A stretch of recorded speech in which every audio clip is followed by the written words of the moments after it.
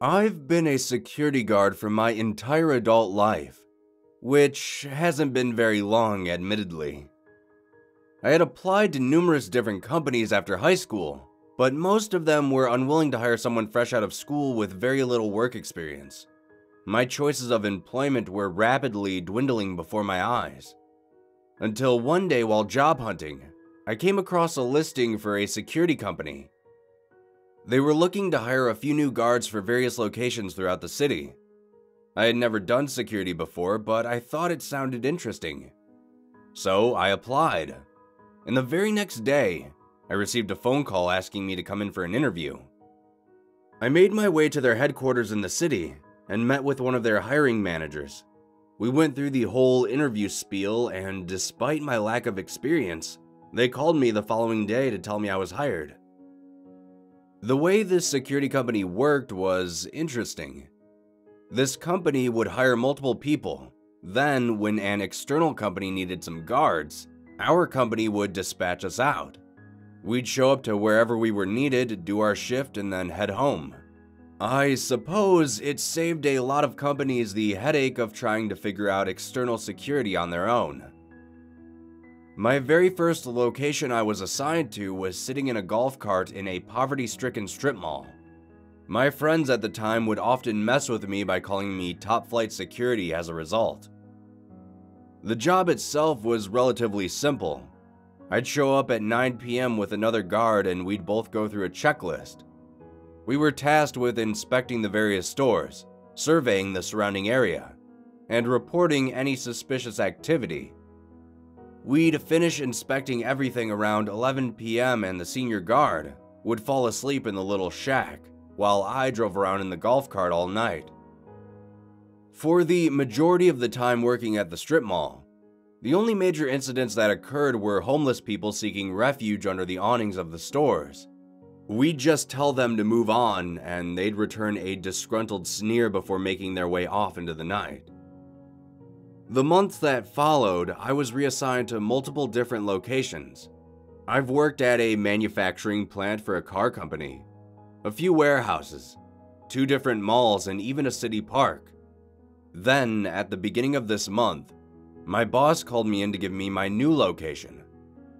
As he handed me the address, he gave me a sly grin accompanied by a pat on the shoulder and told me not to get scared. I glanced down at the paper and it was for a cemetery near the edge of the city. He told me there had been some issues regarding vandalism there and they wanted some type of security presence. When I first heard about it, I was intrigued. I hadn't been to a cemetery on my own before and thought it would be an interesting place to work. I never really considered cemeteries to be all that scary. I was never that invested in the paranormal. Ghosts and zombies were all just fiction to me. The first day on the job, I showed up and met my partner. Ironically, it was the same guard who I had worked with at my very first location. He was an older guy, probably early 60s if I had to guess. It didn't seem like he was suited for this job, but he'd probably been with this company for years. As I finished parking my car, he rolled up in the company patrol car. I hopped in and we drove around the outskirts of the cemetery together just to familiarize ourselves with the surrounding area. The cemetery itself was actually quite large. A rather intimidating wrought iron fence encompassed the entirety of the area. Venturing inward, we could see rows upon rows of neatly aligned tombstones stretching off in every direction. Towards the far end of the cemetery, the tombstones were newer, but the closer you headed towards the center, the more worn they became. Breaking up the bleak horizon were a handful of tombs. As we walked by, I glanced up at one with my flashlight and took note of the intricate designs placed on the edges of it. The name Connors was etched right above the 2 large doors. Must have been a wealthy family, I thought. Finally, at the very center was a large statue of an angel, standing somberly in a praying position. By the time we had journeyed throughout the entire cemetery, we found that our shift was just about finished. We walked through the cemetery once again and headed home. The days that followed quickly became routine as we both went about our duties. We'd both show up and the senior guard would drive the truck around the perimeter of the fence while I wandered through the cemetery itself. We'd check in with each other via radio every so often, and a couple of times he wouldn't respond, due to him being incredibly focused on his responsibilities. And by that, I mean he was sleeping in the truck. Since we had started working here, I hadn't noticed any signs of trespassing or vandalism. I thought that perhaps the people that were responsible had noticed our presence and didn't think it would be worth the trouble. Then, a couple of days ago, something happened. I showed up as usual, greeted my partner, and we began our shift. There was a thick layer of fog drifting throughout the cemetery which gave off a very George Romero vibe. My partner quickly headed off to make his patrol, leaving me to venture into the cemetery alone. As I walked about, trying to keep a watchful eye on my surroundings, I couldn't seem to stop my mind from wandering off. I was drawing ever closer to the center when I caught a bit of movement out of the corner of my eye. I tried to radio my partner, but of course there was no response. It had been roughly an hour and a half since we had parted, so he was probably already asleep. The figure disappeared into the distance and I slowly followed in that direction. Once I made it to the area, I looked around closely, but there was no one to be found. That's when I heard a sound nearby. It sounded like glass shattering. Thinking it might have been some people coming to the cemetery to drink, I followed the noise. The sound led me to one of the tombs that dotted the area. This tomb seemed to be the largest of them all. I walked up and took note of how worn down the stone exterior was. It appeared to be extremely old. I noticed that the large ornate doors had been cracked open slightly. I called out to the void inside and demanded whoever was in there to come out. Nothing answered. I stepped closer and looked up to where the family name should have been. It was blank. Whoever this tomb belonged to, it didn't seem to have any identifying marks whatsoever. I poked my head inside through the door, and even though I had a flashlight in front of me, the beam barely penetrated the thick darkness. I called out once again for anyone inside to make themselves known, and after once again receiving no response, I stepped inside. Inside the tomb smelled like cold, wet earth. It reminded me of an empty field after a heavy rain. I searched around, but there was no sign of anyone inside this tomb. Then, a sound echoed in the chamber which sent a nightmarish chill run down my spine. The sound of the door clicking shut behind me. I turned and quickly ran back to the door and shoved against it with all my might, but it was as if it had been barricaded from the other side. I banged against the door a few times before grabbing my radio and calling my partner. There was still no response from him.